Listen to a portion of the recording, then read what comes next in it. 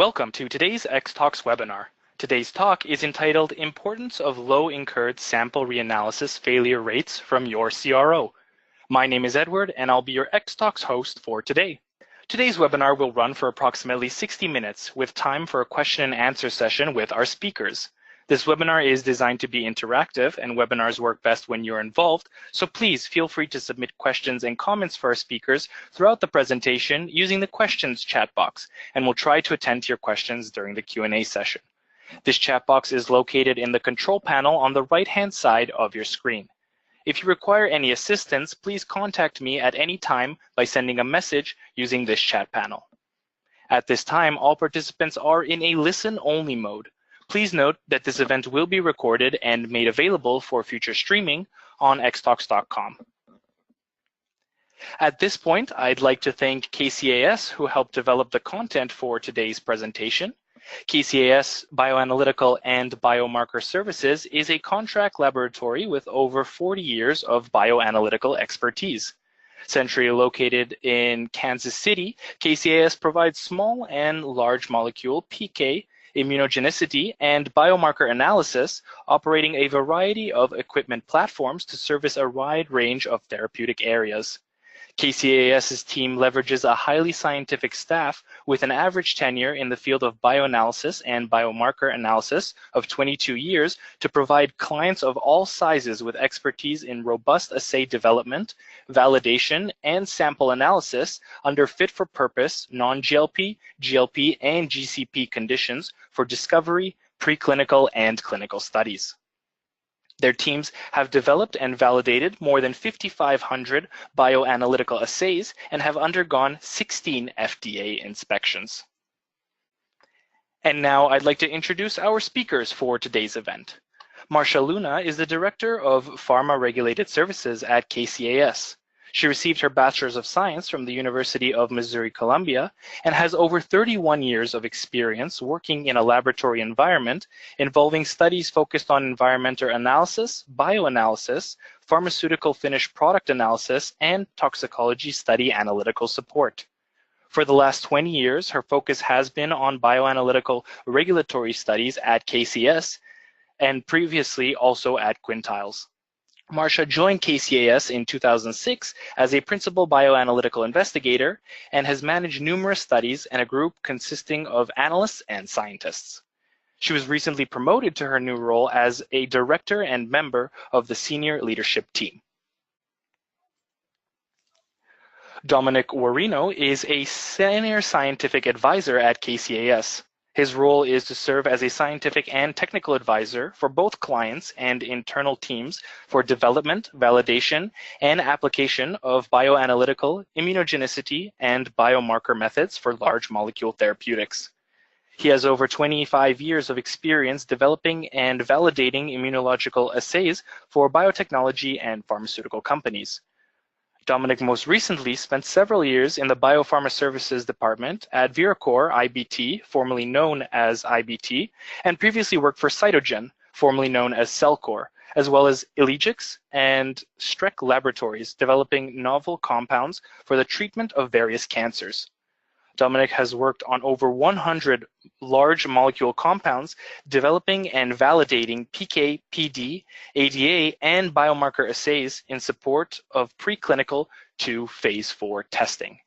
And now, without further ado, it is my pleasure to hand the mic over to Dominic Guarino, who will be starting off today's presentation. Dominic, you may begin when you are ready. Welcome, everybody. Thank you for taking the time to join us today for this webinar. We will be discussing the importance of low incurred sample reanalysis, a CRO's perspective. I am joined by Marcia Luna, who I have the pleasure of seeing on a daily basis. So the agenda for today is what are ISRs, and we'll go into some detail around that. The two main guidance documents, which are the May 2018 guidance as well as the ICH guidance that's in draft. That's a 2019 draft document. Then we'll discuss KCS SOPs. We have 4 case studies for you and then some takeaway messages followed by a Q&A. So as Edward just mentioned to you, KCS is a scientific and We have over 120 scientists and technical staff. We are highly experienced with a growth-oriented leadership. As Ed had mentioned, we service both large and small molecules. Of particular note are our pharmaceutical services. They have two main branches. That's the discovery and regulated LCMS, which Marcia is the head of. Then we have the biopharmaceutical services, which we have a ligand binding assay team, as well as a flow cytometry and cell-based team, and then our biopharma LCMS team, which is led by Dawn Dewfield, and we're just so thrilled to be offering that service for the last year. Additionally, we offer biomarker services. Those are both plate-based as well as through flow cytometry and cell-based. And then we do have the mesoscale discovery 54-plex, which is a qualified biomarker panel. Lastly, we have some clinical supplies that we offer. So what are ISRs? So incurred sample analysis, that's the repeat analysis of an individual subject in a different batch on a different day. So basically what that means is you're just testing samples at different, measuring the accuracy and precision of the method really. We'll jump right into what are the current regulatory requirements for them. And that's both guidance say that the percent difference for chromatography or LCMS methods should be less than 20%, and at least two-thirds of the repeats. And for LBA, they're a little bit more extended, and it's 30%. And what we show here is how you calculate the ISRs. Some of the key drivers. So obviously measuring the precision and accuracy of an analyte in a study sample is going to be a very critical thing for your submissions to regulatory agencies. Some of the things that can impact the accuracy and precision are things like altered protein binding, reversible metabolism, concomitant medications, and other factors. The addition of ISR as a compound of method validation has added another level of confidence in the reliability of the analytical method. Additionally, it's critical to ensure that your spiked QC samples are accurate and precise and also reflective of the study samples. So there are a couple different rationales for why ISRs are performed and sort of the criticality of them. It's the validity of the QCs as well as the robustness of the assays are the rationale for why you're measuring ISRs. And you know, really, it's not just accuracy and precision. It's also, again, to ensure that your study samples are matching up with your calibrators and QCs. I'd like to pass the mic over at this time to Edward for a polling question. Thanks, Dominic. That is correct. We do have our first polling question of the day, and I have launched that on our audience's screen to vote on. Today's poll question asks, how many members of the audience have SOPs covering ISRs? And the following answer options are yes, we do have SOPs and are updated to the FDA BMV 2018 guidance. The other answer option here, yes, we do have SOPs and they are to be updated to the FDA BMV 2018 guidance. Another answer option here, no SOP for ISRs, but planning to write one in 2019. And then finally, no SOP for ISRs and none planned so far. Our audience can vote on these polls in real time, so we do encourage everyone to do so. I'll give the audience a few more minutes to cast their final votes, and then we'll share the results. Great, thanks so much for everyone who voted. And we do have 32% of the audience voting here that yes, they do have SOPs and are updated to the FDA BMV 2018 guidance. Another 32% voting that they do have SOPs, but they are to be updated to the FDA BMV 2018 guidance. A third lot of 32% saying no SOP or for ISRs and none planned thus far. And then finally 5% of the audience voting no SOP for ISRs, but they are planning to write one in 2019. Thank you for those who voted, and with that, I'll pass the mic back over to you, Dominic. Great, Edward. Thank you, and thank you for the audience for answering that polling question. So I thought at this time we'd take a moment to discuss the history of ISRs. As we mentioned previously, KCAS was founded in 1979, and basically since our inception, we adopted the practice of performing a 5% repeat analysis. And this was just part of our founders. Those were Dr. Mason and Dr. Landman, their local KC professors. And they felt that this was a needed added benefit for providing services for support of clinical trials that they just knew would be helping to ensure that they were providing reliable and defendable data. At the time, there was no real acceptance criteria. Rather, it was more of a check the box to ensure that the method was robust. It wasn't until Crystal City 3 in 2006 that at an AAPS workshop that ISRs really took the forefront and became a real critical performance characteristics for method validation and subsequent sample analysis. Now, there had been years of discussions in the late 90s, early 2000, the Canadian Health Group, which evolved into WRIB, which is the workshop's regulatory issues for bioanalysis. They had been kicking around the idea of ISRs, but nothing had been truly formulated or put into action until the 2006 Crystal City, and then subsequently its publication in 2007. That is the first white paper that addresses ISRs and talks about performing them and even stipulates on what the percent you should do, although it was a little gray in 2007.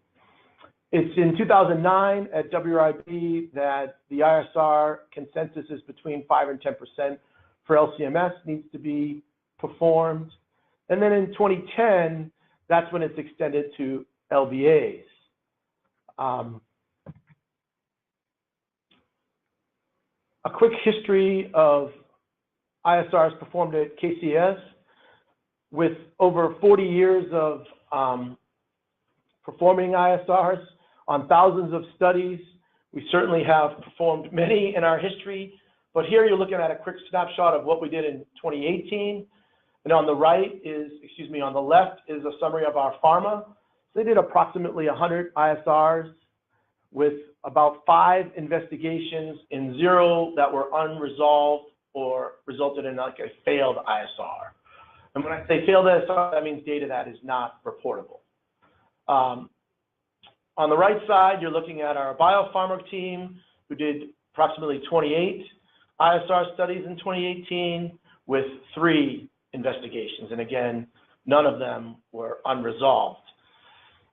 So as a side note, there is a publication from a pharma company in 2018 where they went back and did the history of ISRs in their organization as well, and they had performed over 1,000, and they had calculated that they had approximately 26 that had failed and required an investigation, with ultimately resulting in the rejection of 3 partial subsets and 2 full data subsets.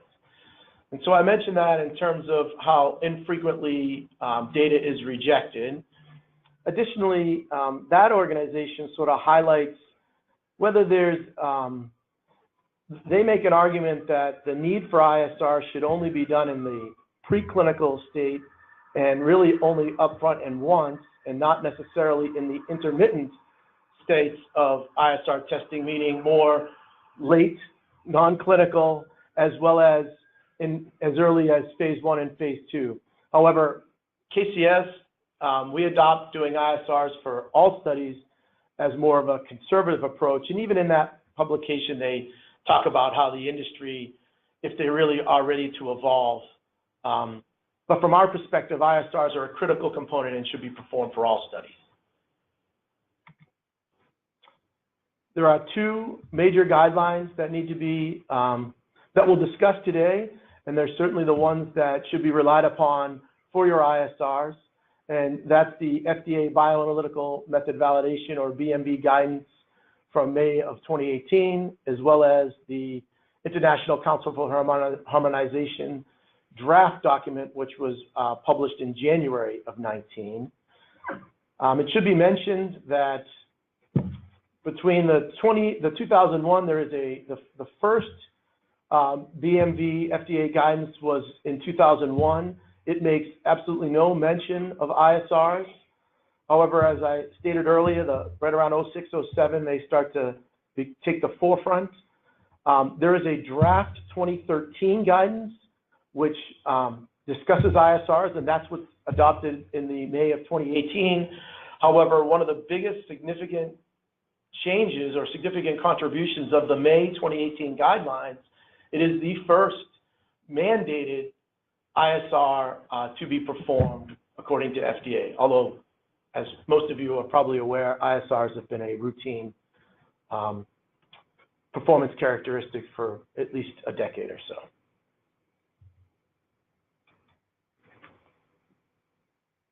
So we'll dive into the May 2018 guideline. So one of the key points is there's no pooling of samples, so that's something that Marcia will touch on. We actually used to practice that, but she'll give a little detail. For non-clinical studies or preclinical studies, they must be done for each method in each species. Certainly the NDAs and BLAs, typically you have 2 species that you would perform safety and PK studies in. Sometimes you have additional studies within those species. We would err on the side of caution and still perform ISRs in those, although by the letter of the law, the guidelines do not mandate that. However, as one could imagine, that's a small investment to ensure that your method is accurate and precise, and also to ensure that your study samples match up with how your QCs are performing. And for any submission, whether it's an NDA, a BLA, ANDAs, bioequivalency, BA studies, it's a mandatory practice to perform ISRs. And I'm going to pass it over to Marcia now. Thank you, Dominic. In addition to the items that Dominic has just shared about the May 2018 guidance, one of the critical facts is that you have to have an SOP to govern your ISR analysis.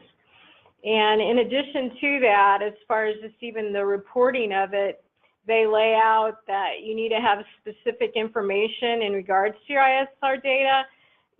In your report, you have to have the run IDs, the summary sheets, your chromatograms, and other electronic instrument data files. And as far as investigations are concerned, it's important that you document your ISR failure investigations, if any, and it has to be clear and concise, and that there's proper communication between all parties. And so I'd like to pass it on to Edward for another polling question. Great, thank you, Marcia. We do indeed have another polling question for the audience here. Again, audience members can vote on this poll in real time, so we do encourage everyone to do so. This poll question asks, how many members of the audience had a failed ISR in 2018? And the answer options here are yes, more than 5 failed ISRs in 2018. Yes, 1 to 5 failed ISRs in 2018. No failed ISRs in 2018, or the final answer option, did not perform any ISR testing in 2018. Again, you can vote on this poll in real time by clicking the option most applicable to you. How many of you had a failed ISR in 2018? Yes, you did have more than 5 failed ISRs in 2018. Yes, between 1 to 5 failed ISRs in 2018. No failed ISRs, or did not perform any ISR testing in 2018. And it looks like most of the audience has voted. Thank you for voting there. I'll now close that poll and share the results.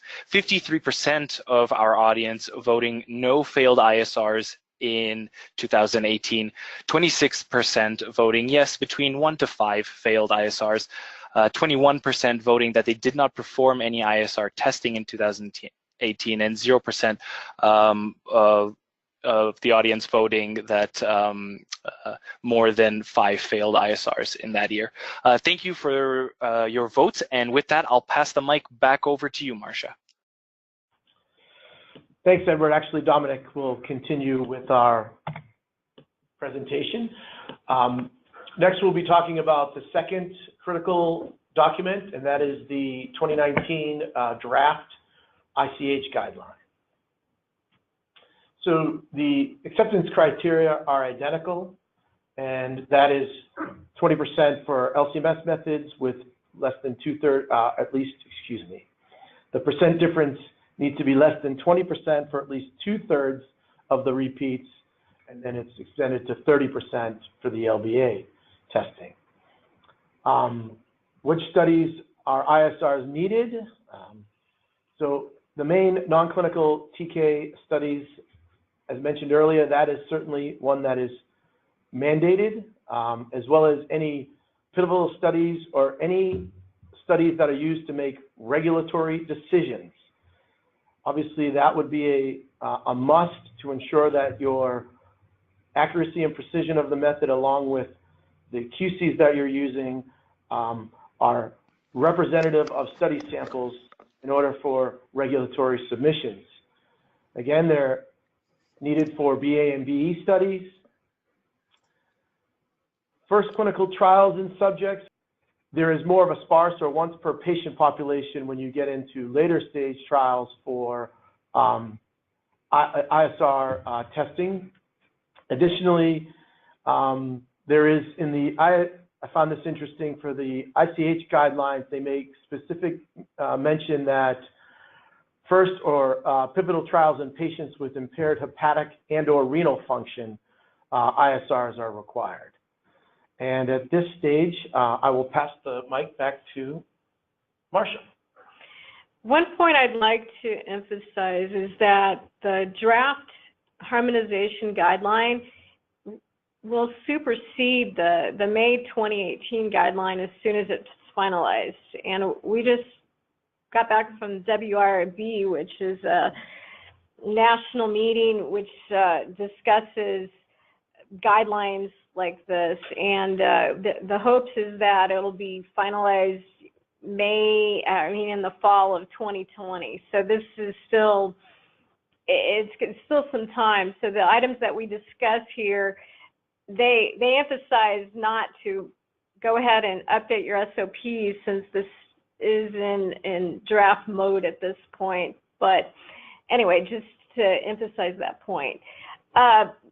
There's really, the only critical change from the draft guidelines to the May 2018 is you still need your SOP, so that's not a change. But as far as just really discussing more specifics about the ISR, whether you have systemic or differences, if you have individual samples that are, outside, greater than 50%, that the current draft discusses that you don't necessarily need to conduct an investigation. I know this was discussed at the meeting, and the wording may change on this so that you can conduct an investigation if you need to, but there's other things that could,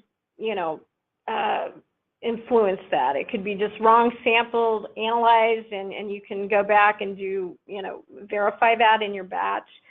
But the ISR sample data should not replace your original study data, and that's consistent with the May 2018 guidelines. Now, as far as trends are concerned, it discusses, you could have all samples from one subject fail, which could show that you need an investigation, or just even all samples from one run, or the majority of the samples from one run fail. And we will discuss that later. We have a case study that discusses that, of something that we encountered here at KCAS. Now, as far as just additional items, we've discussed the flyers. We've discussed the data should not replace, original study sample data, and we just need to really document everything.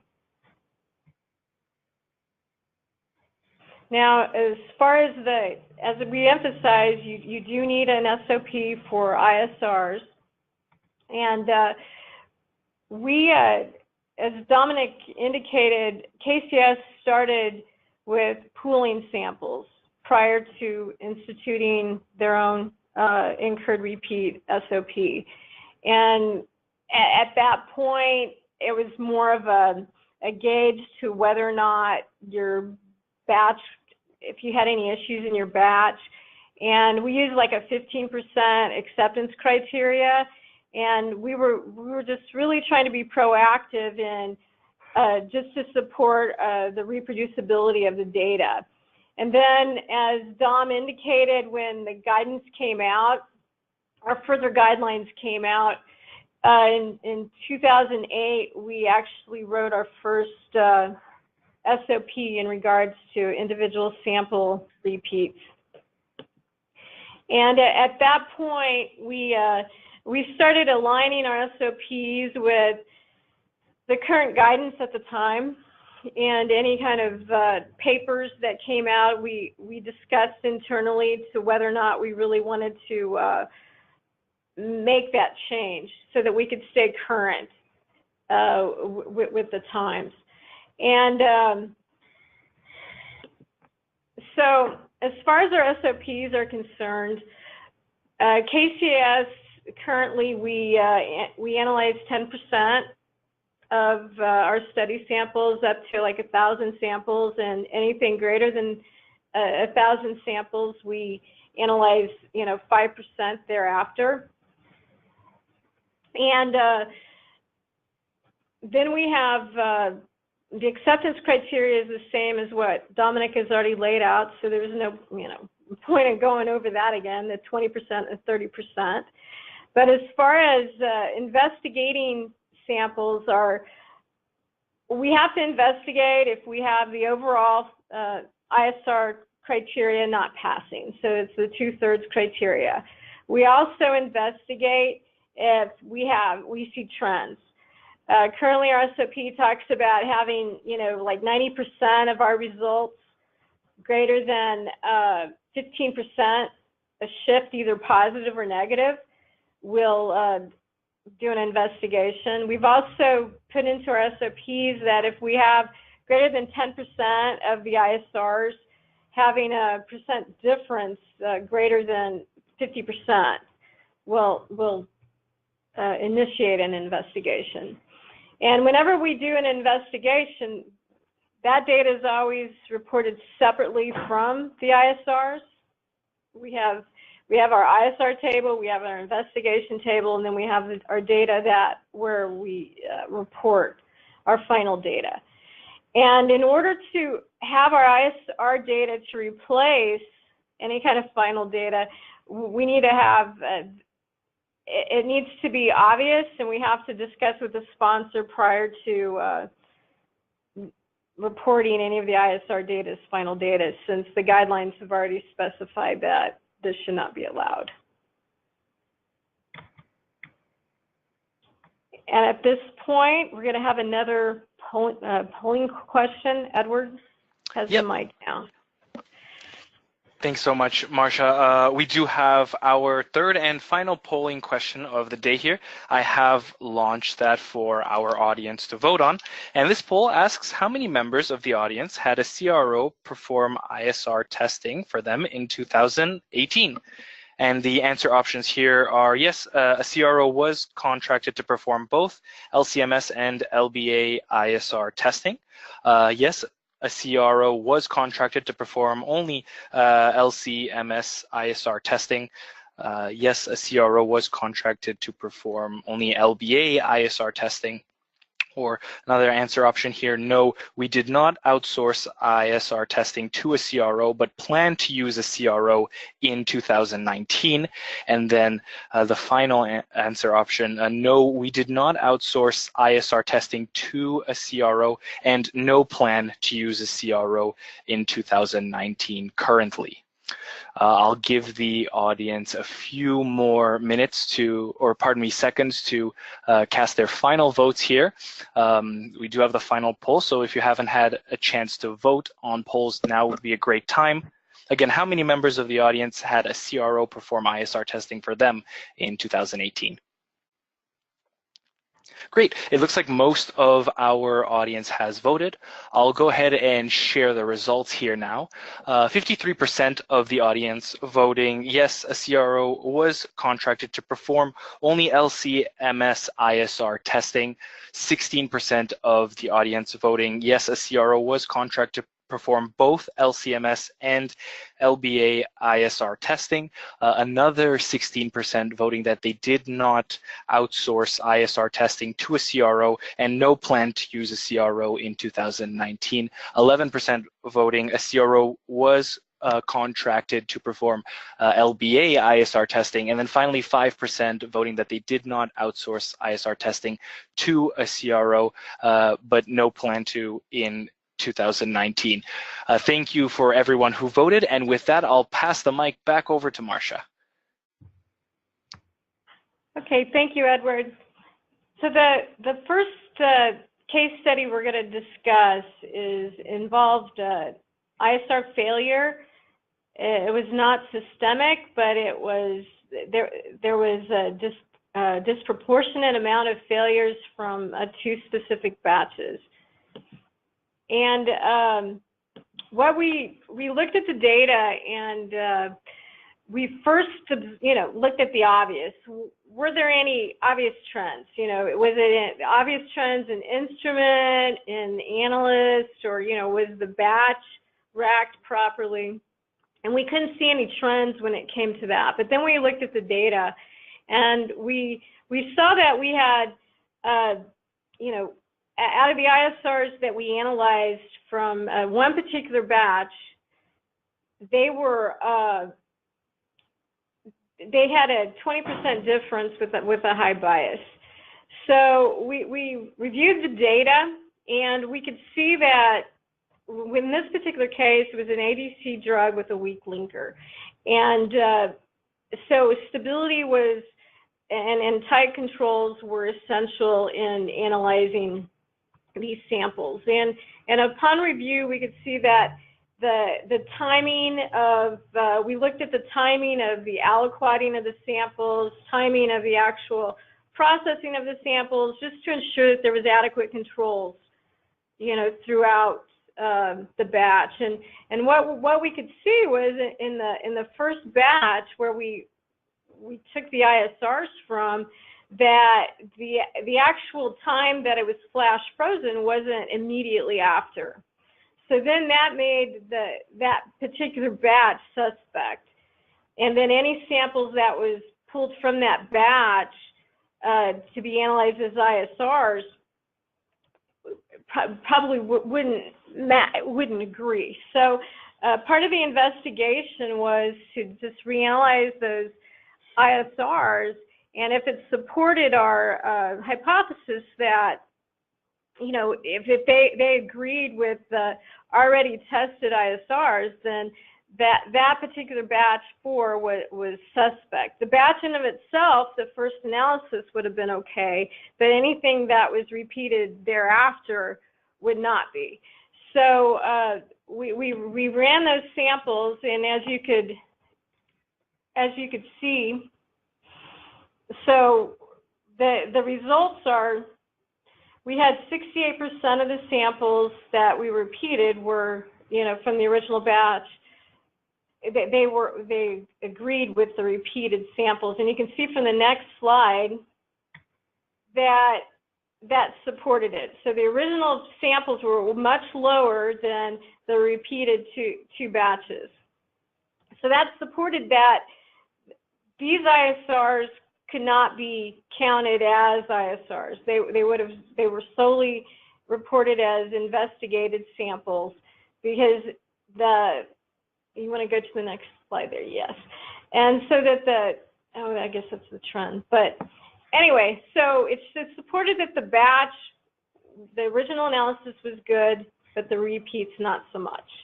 And then we'll talk about the conclusions later in the last slide, after I talk about within the same study, we also had a different scenario going on, that the process samples, the timing of the processing wasn't in sync. And so it looked like in the particular batch that they lost control during the processing. So yeah, I'm on this slide right here. Sorry about that. That we had 20 out of 23 samples repeated that they had a high negative bias. So we reviewed the data. There was no other trends except for in the data itself. And so this suggested that there was more of a batch issue, and the original samples would be able to be analyzed again. So, because after analysis, after the reanalysis, it supported that the original batch, as you can see in the, sorry about that, you want to go down to the graph there, and it shows the data. One more, there you go. So the original data was much higher than the repeated data. So this supported that that in the original batch,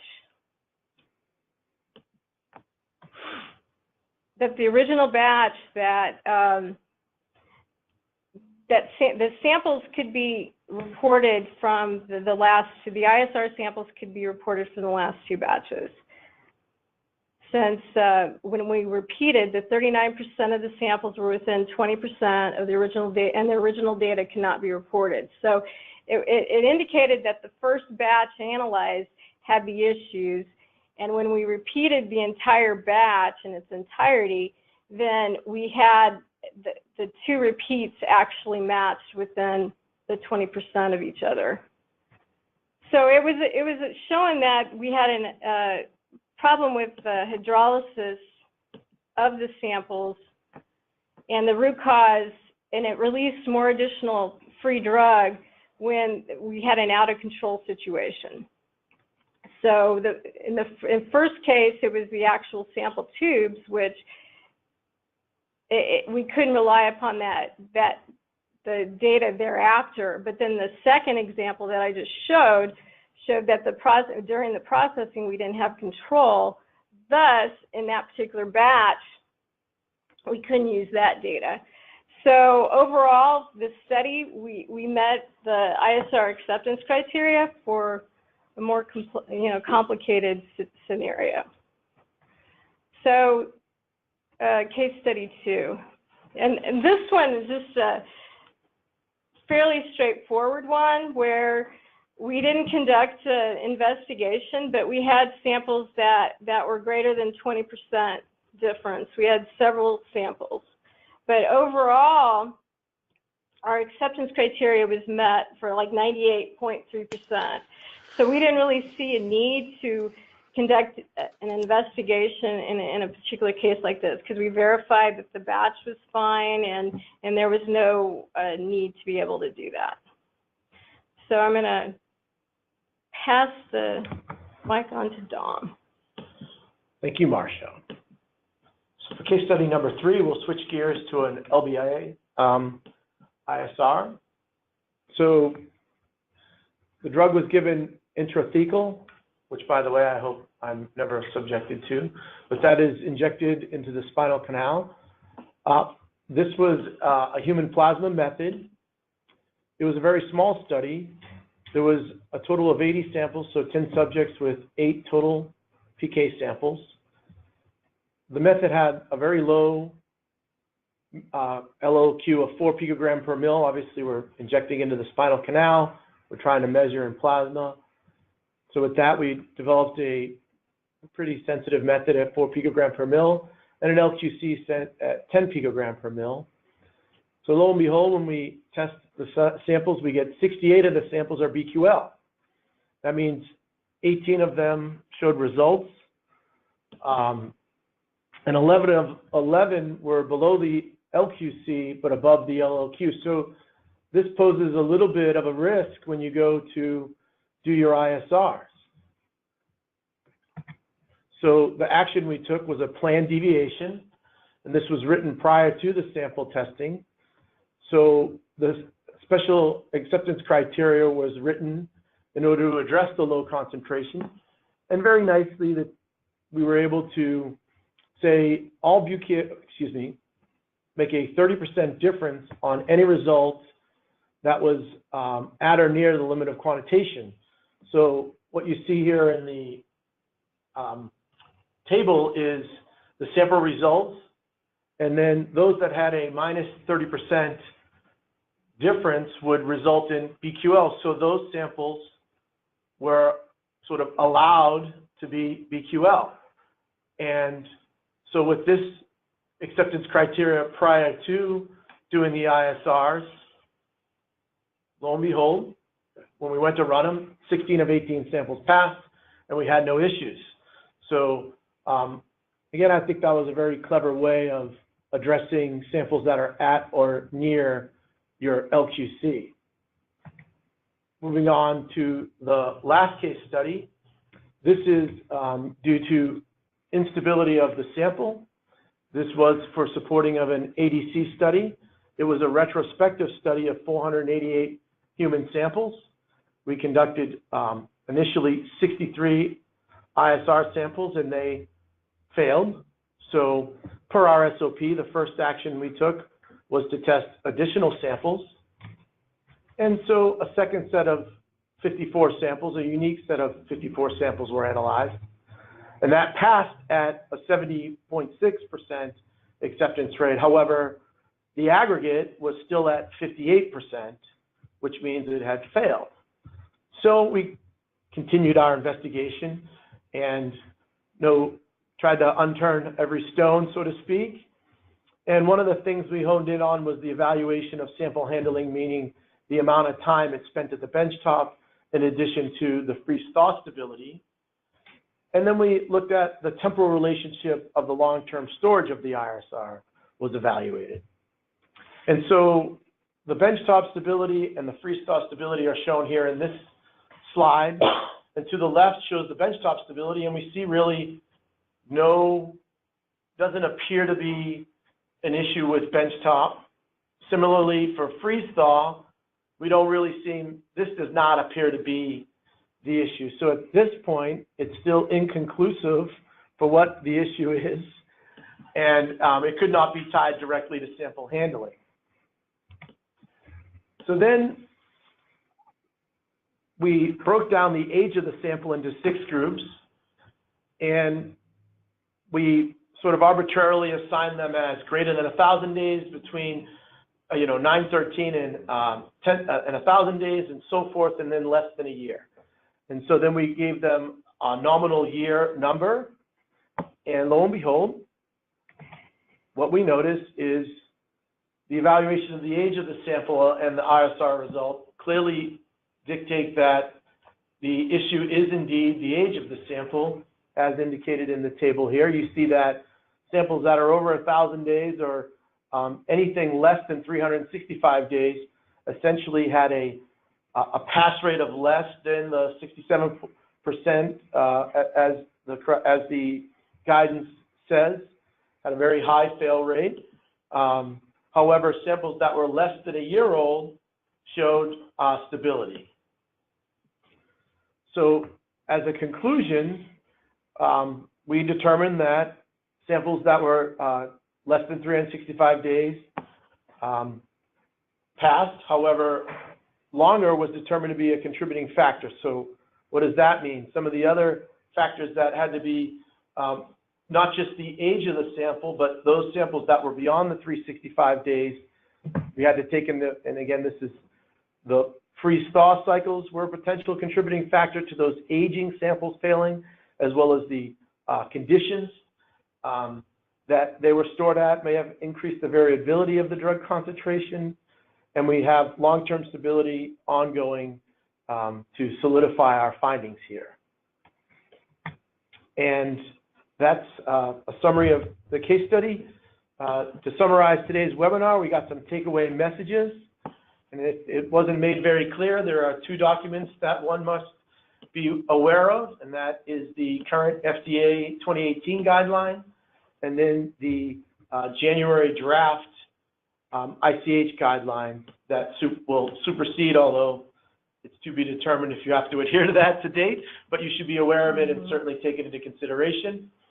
Obviously, your ISRs passing are ideal. Avoiding investigations is ideal.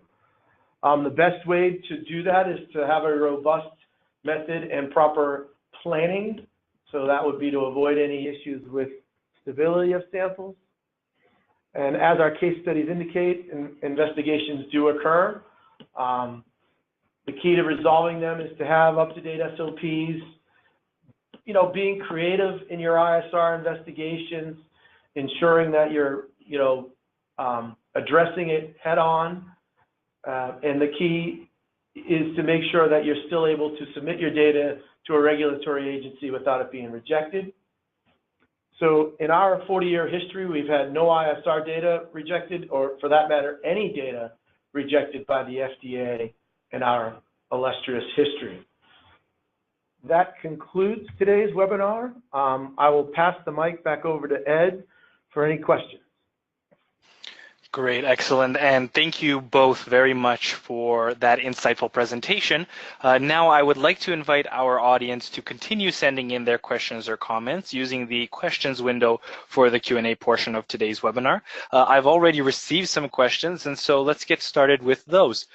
This first audience member asks, how do you perform ISRs on samples with no sample stability? So I can answer that one. Ideally, you would have an A and B aliquot, but I'm assuming that is not the case here. So there's a couple different options. The first option would be a planned deviation to not test ISRs, but they can be done in a follow-up study in the same species. That's a very good way to resolve the issue. The second would be a planned deviation to go ahead and test them, but you would have to set up some a priori criteria based on the instability and address it in your bioanalytical report. So basically, you'd have to assess what the instability is and try to set up some criteria to ensure that your ISRs are matching up or confirming what you've demonstrated in your instability. Great, excellent. No worries. Thank you for that answer, Dominic. Another question for our speakers here. In case of high percentage of difference in some samples past ISRs, any suggestion on how these are to be handled? Guidelines say that they need to be investigated, but how much % difference is considered to be investigation worthy? Hi. As far as the guideline is concerned, it doesn't specify that you have to investigate. And we did a case study, as we did on this presentation, where, as long as you're overall and you verify that the samples were racked and there's like a minimum investigation, that you shouldn't have to conduct a full-out investigation on these samples, unless you see that there is a definite need and that there's some other indications that there's some issues with the batch. Excellent. Thank you for that clarification, Marcia.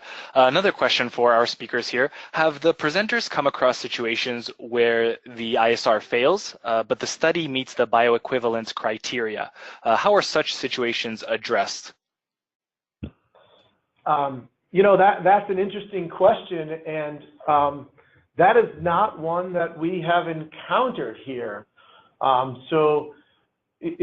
Unfortunately, we don't have a great answer. However, we would love to have that individual contact us, and we can certainly research that further. We've never encountered that situation. We do quite a bit of bioequivalency, but the scenario they're proposing is not one we've had to deal with. And it's not in the best interest to try and speculate.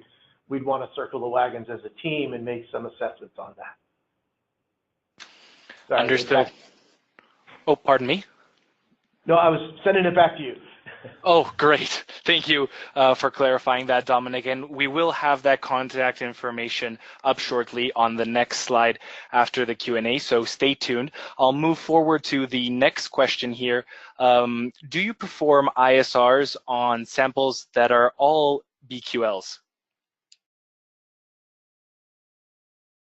I think we have some differences in opinion in the room even, but no, Marcia, do you want, I can answer that. So it actually, as a side note, I think the first thing that comes to mind, and it's unrelated to ISRs, it begs the question, is the assay good enough to begin with?